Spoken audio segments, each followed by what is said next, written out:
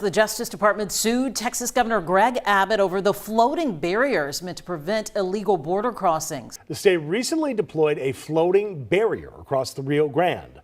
The DOJ says that the structure violates federal law, raises humanitarian concerns, and presents risks to the public safety and the environment. Abbott responded on Twitter saying, quote, "Texas has the sovereign authority to defend our border under the U.S. Constitution and the Texas Constitution," unquote.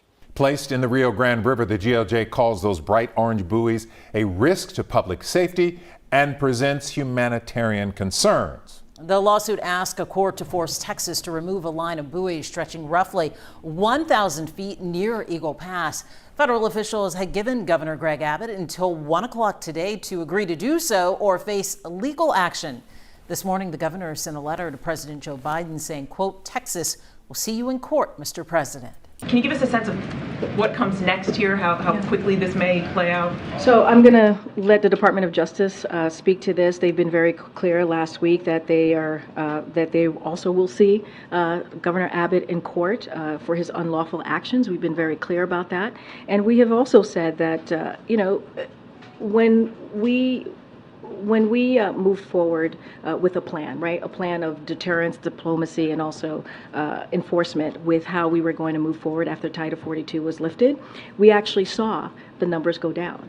We actually saw the president's plan working. And what you see the governor doing is dangerous and unlawful, and it's actually hurting the process. It's hurting the process of what we're trying to do.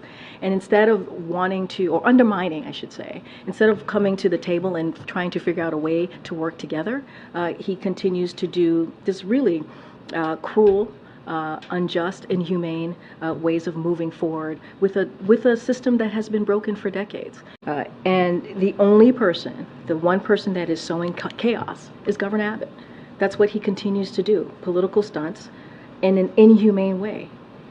He's actively undermining our border enforcement plan, which again has the lowest level of unlawful border crossings in over 2 years. He's making this more difficult. And so he's not operating in good faith here. That's my answer.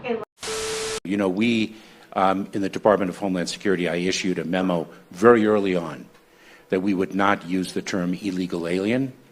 When speaking of these individuals, we use the term non-citizen. Go do your job.